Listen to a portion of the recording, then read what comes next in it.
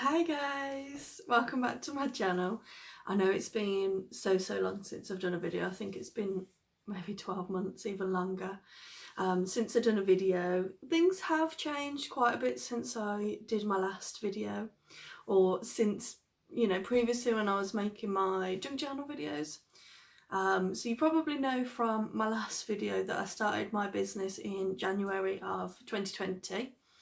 Obviously 2020 was just a year in itself. I did do a video on it, and the things that I started to sell when I first started the business was a lot of t-shirts and things with just generic slogans on. But what I've now moved into, transition into, is personalised kids and baby items, and it's doing really well, better than I ever would have expected. Now, the house that I live in is just a 2-bed house, and typically the spare bedroom I used for my crafting. You guys have seen my craft room tours. I loved my craft room.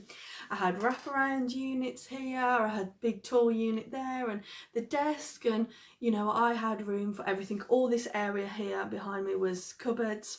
I had storage for everything. And as you guys know, junk journaling takes so much resources, really. You can put loads into it, you can put absolutely loads into it, and you can collect and collect, which I was. I'm a craft shopaholic, I still am. But it takes up so much room to do the junk journaling, and I just don't have the room to do the junk journaling and to do the business. And part of me felt so bad for that.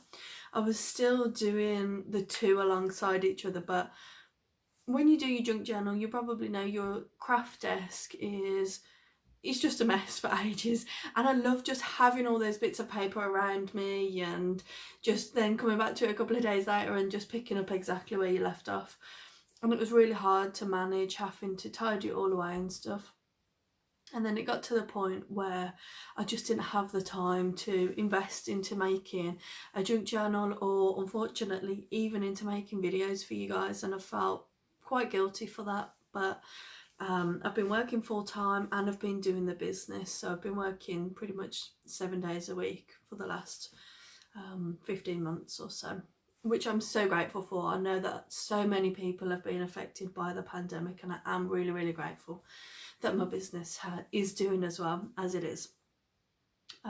So thank you for everyone. If you've looked at my shop, or you've visited my business Instagram page, I really do appreciate it. But as a result, I haven't got rid of my junk journaling stuff, but I have had to pack it away. It's all in boxes in the loft, it's all labelled up. But then after I started doing the business more, to begin with, it was enough to satisfy me creatively. But then, it's almost like a job. You're just doing the same thing. And in the beginning, doing new products, designing things, that is a creative process. But you can't design projects every week or design new items every week, because you would just be overrun with items in your shop. I think I've got something like 75 items in my shop at the moment, and it's hard just to juggle those. So it come to a point where it was just like a plateau in the shop. I wasn't doing anything extra creative, I was just doing the products. So I've had to kind of evolve my hobbies. I've always been interested in sewing, cross stitch, a bit of embroidery, but this is machine embroidery that I do in the shop. And I just needed something to do on the evenings, or little bits on my lunch break, because now I'm working from home because of the pandemic. And generally speaking, I have got some sewing bits. I've got bits of fabric from my junk journals and things, some fat quarters, and I've always had little bits and pieces lying around. So I've turned to English paper piecing, which I absolutely love, and I had a couple of cross stitches in my stash, so I've been picking up those. I haven't got very far at all. So it's fair to say I am slow stitching at the moment, which is so good. In a world where I'm so busy doing the job, it's worrying situation at the moment with the pandemic. I have really enjoyed it's just meditative, is that a word? But it's just so relaxing, just doing repetitive stitching.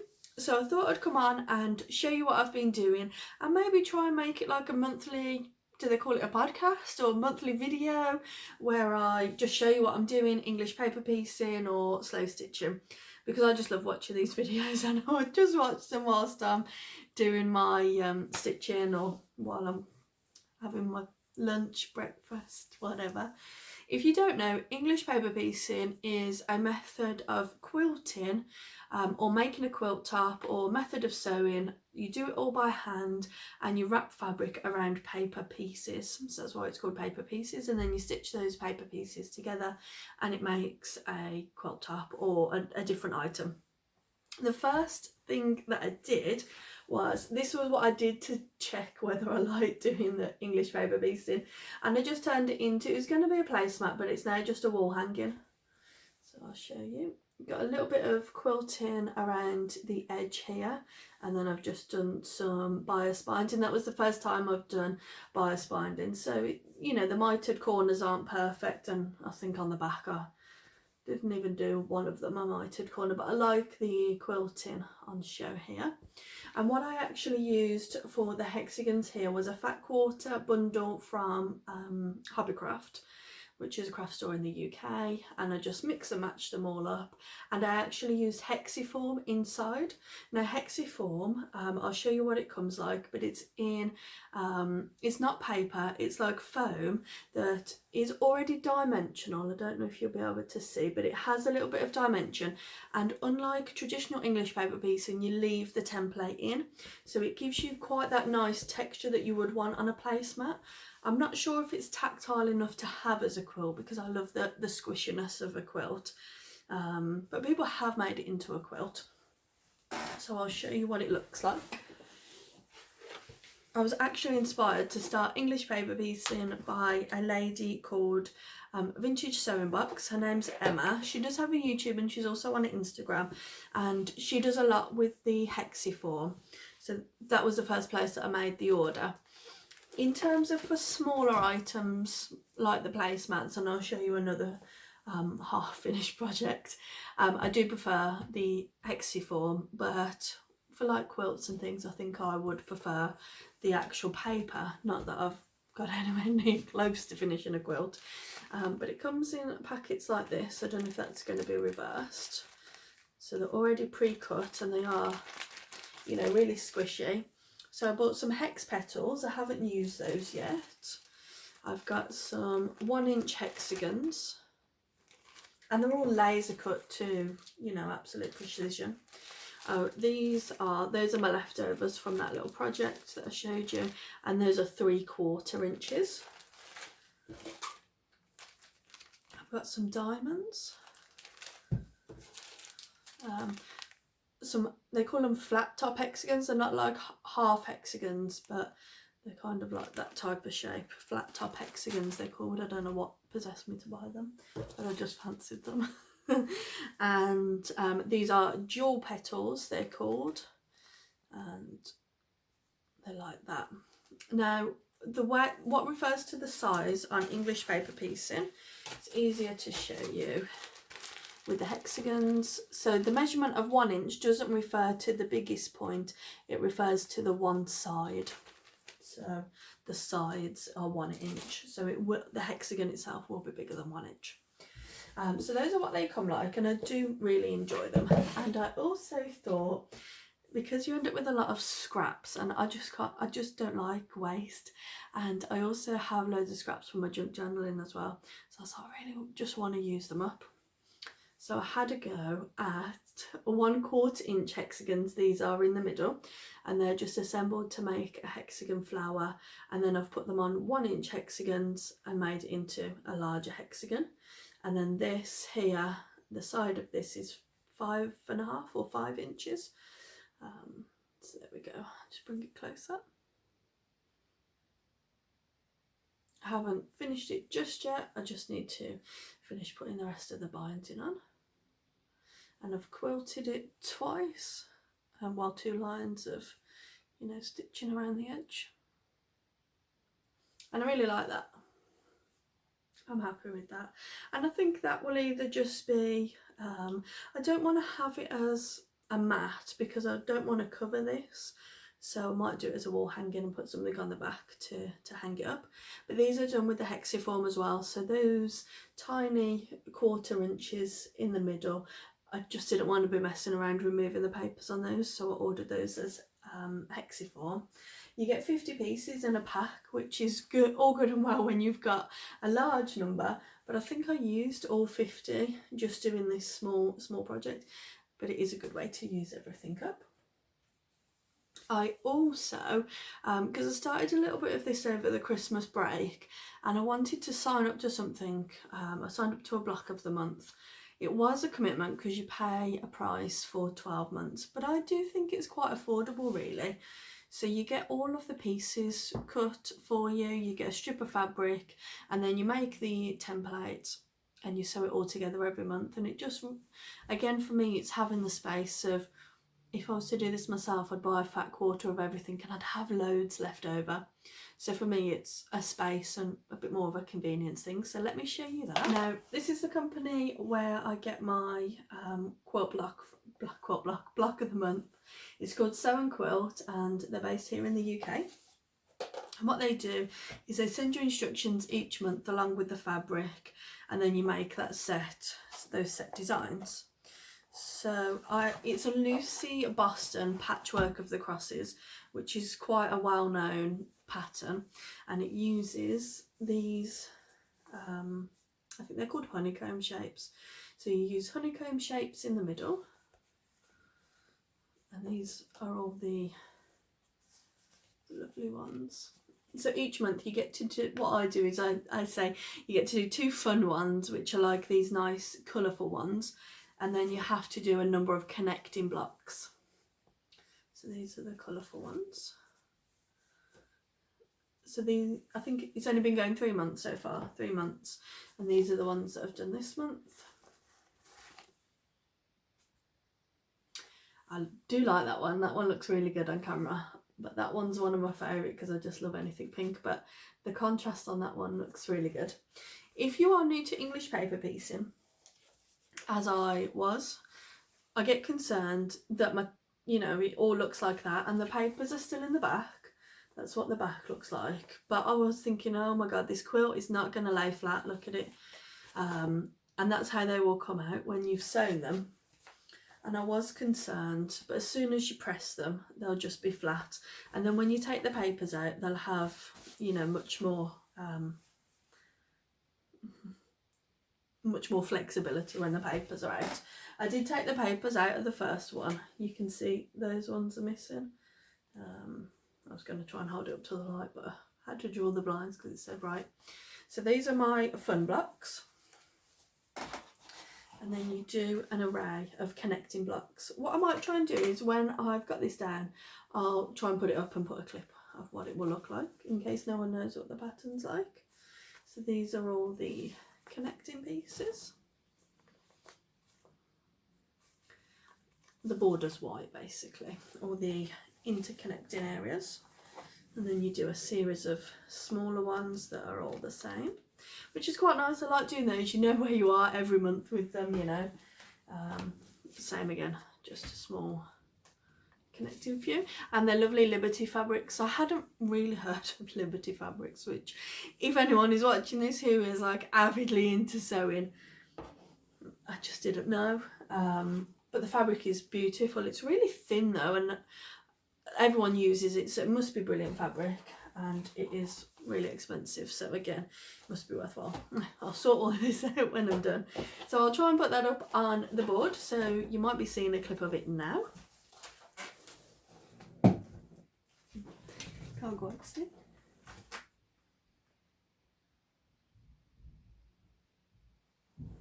And obviously it just continues and continues. But with this one, because I'm doing it each month and I'm not sure what fabrics I'll get the following month, I'm not going to join them all till the end, which is not ideal because I think that's a bit of a chore, to the joining part. It's not the part that I enjoy. I enjoy making the squares, I think, the blocks themselves, but then the joining part sort of just comes after. I'll try and get a better solution than a cardboard box. So I don't want to keep showing you like that, but I wanted to show you because they really come to life when you just join them all together. Now I think I'm a serial starter. I just have to start, and because I've done a few, well, I think I've done one finished project, but I just want to start loads of stuff. I don't know what it is, because it's new and exciting, I think. So I've also started a project with a scrap bundle that I had from my junk journaling, and I plan to make like a 70s style journal. I got some scraps off Etsy and I had them in my stash, and I love them. The fabrics are just gorgeous. I just love the colours. But obviously I never got around to doing that, so I've tried to incorporate it into this. So project number 4 maybe. So I've started this. I've got a little bit more progress here.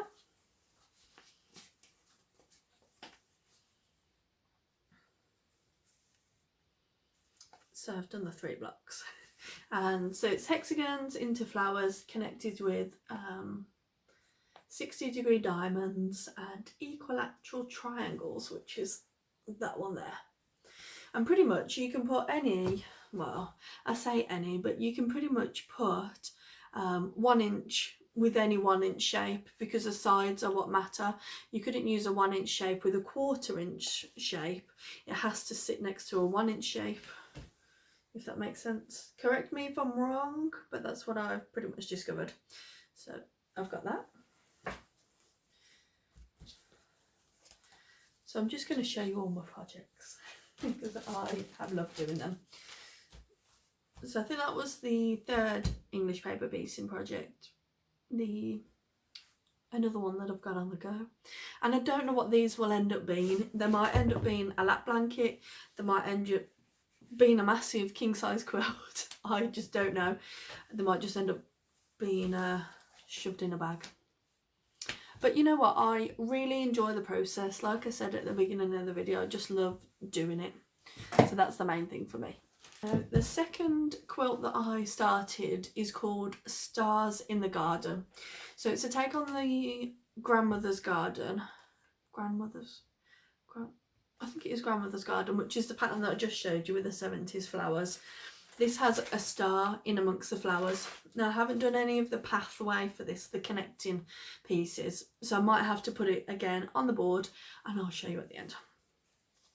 But it's quite a winter theme colour, so I've kind of just parked it for now, left it basically. So I've done some lovely flowers. Again, this was just with the fat quarter that I had. That's actually a pair of my sister's pyjama shorts.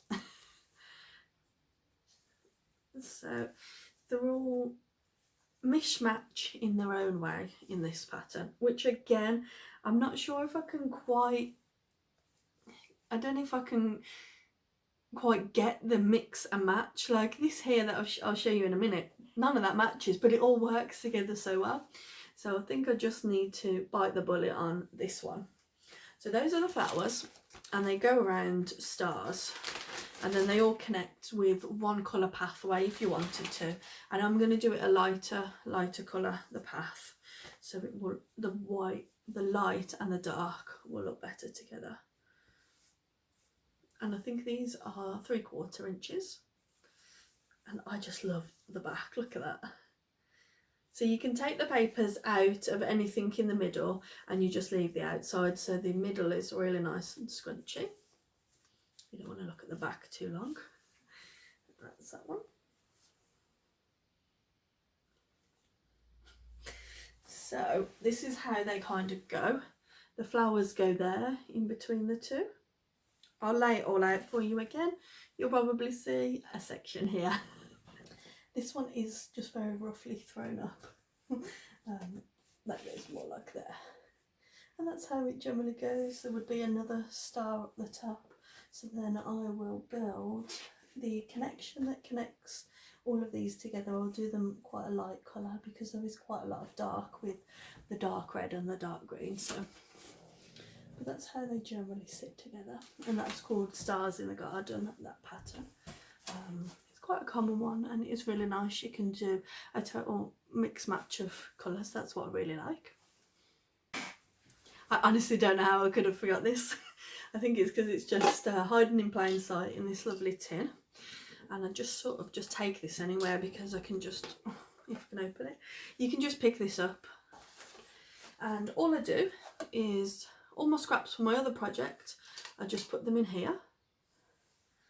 And then these are 1/2 inch hexagons. Again, I don't know what this will end up being. I think it might just end up being something like a pencil case, or, you know, a little zipped pouch.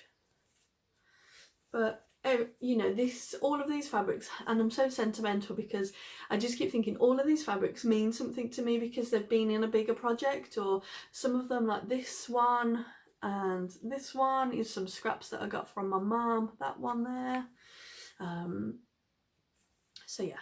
It's small, it's slow going, but it uses up my scraps, and that's what I love. That's the back side. I just think the backs are just beautiful. See, that one there, I could take that paper out. I think that's the only one that I could take out.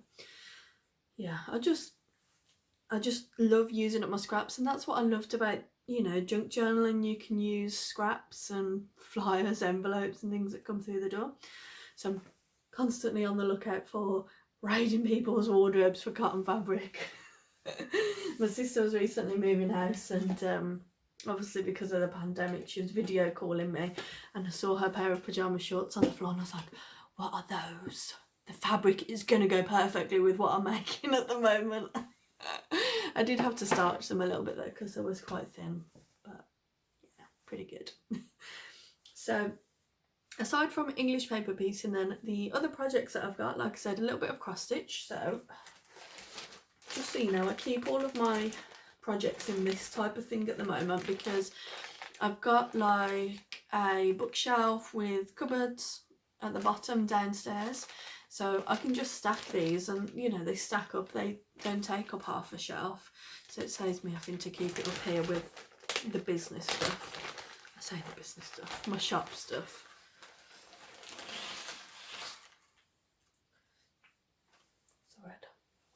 Threads everywhere. So this is the cross stitch that I'm doing. It's a rabbit, in case you can't tell. I'll show you the pattern. I think that's what they do on Flosstube. I do watch Flosstube even though I don't do that much cross stitch. So that's the pattern, and it's by Body Threads, and it's Rendell Designs. So I like that, and that's how far I've gotten. And then this here, this is a needle minder, and I love this.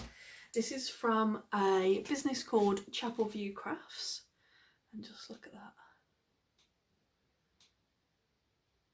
Isn't that amazing? I love that. I've got another one.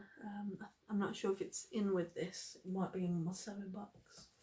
All I do is I generally try and pick something for that week that I'm going to at least aim to do something on a little bit each day, or day to day I might pick up something else, but I generally do touch most of this sewing every day.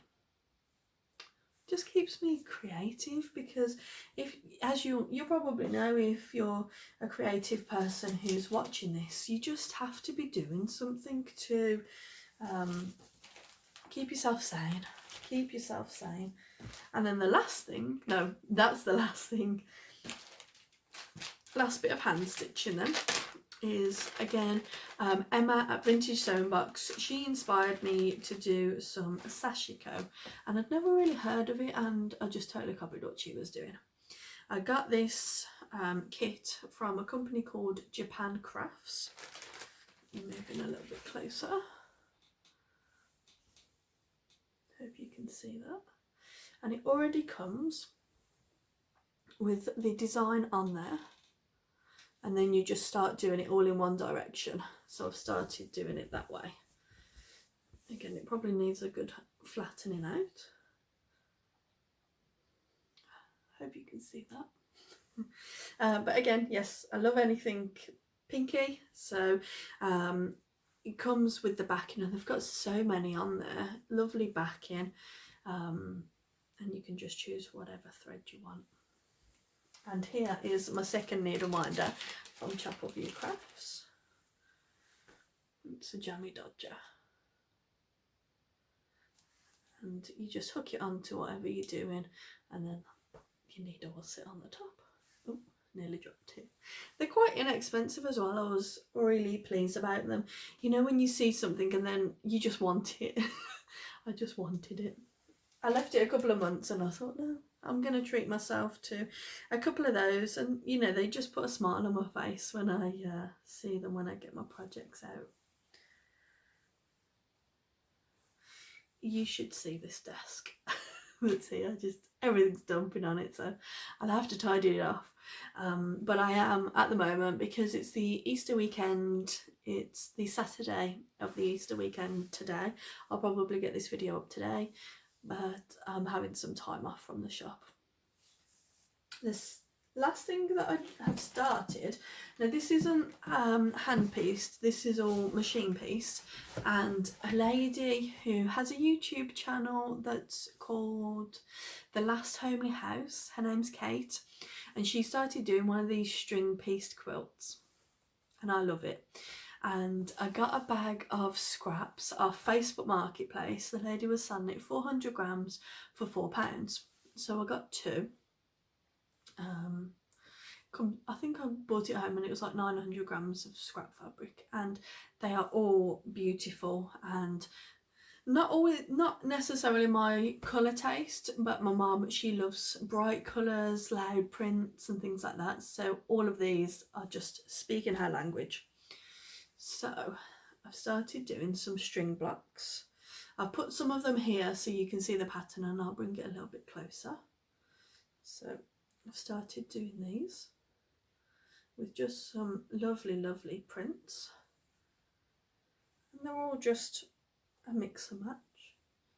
And there's a few, like this fabric here, this was my mum's, this is a scrap that I nicked from my mum. So I've said to her, she knows that I'm making her something that has got scraps, and I said to her, there's a few pieces of your fabric included in it, and as you can see, you know, you'll look at this loads of times and you'll see something new every time you look at it. So I'll be happy. I'll be happy if she manages to find hers. That blue is a scrap from my mum as well. And then you can mess around with the designs however you want, but I'm going to put it in a design like this. And da-da! Oh, that one's falling off. So there we go, it's all in a crisscross design. Get my head out of the frame. I might try and find something better, because this is just a cardboard box, so I need to find something better to display the designs on. So perhaps every time I do a video I'll have something different on that board, perhaps, that will be in the backdrop. But that's pretty much everything that I've been working on. I just felt like I really wanted to come on here, but you know, my hobbies have unfortunately had to diversify with what I can fit in time wise. So many man hours go into a junk journal, and it is a real labour of love, and I wish I could just put a desk in that loft and just sit there and junk journal, but the whole thing would be a mess and my partner would kill me. So you just have to adapt your hobbies to what you've got time to do, what you've got the space to do, unfortunately. But I am really enjoying this, and yeah, I'll try and post some more on my Instagram of what I'm doing as well at the moment. But again, I feel like a lot of my people there are there to see my junk journals, but we just have to adapt. I think that's the right way to put it, isn't it? But I hope you guys have really enjoyed watching this video. If this video is the first one of my videos that you're watching, you might not have a clue what I'm talking about with the junk journaling, but welcome, and there'll be plenty more videos like this coming. And if there is, you know, if you want to see more in depth of the process of junk journaling or an up close of any of the projects, just let me know and I'll perhaps make a video of how I sew it, what I do, and just talk you through the supplies and things like that. But thank you guys so much for watching. Thank you guys for still watching all of my old videos. I really do appreciate that, and I can't thank you enough.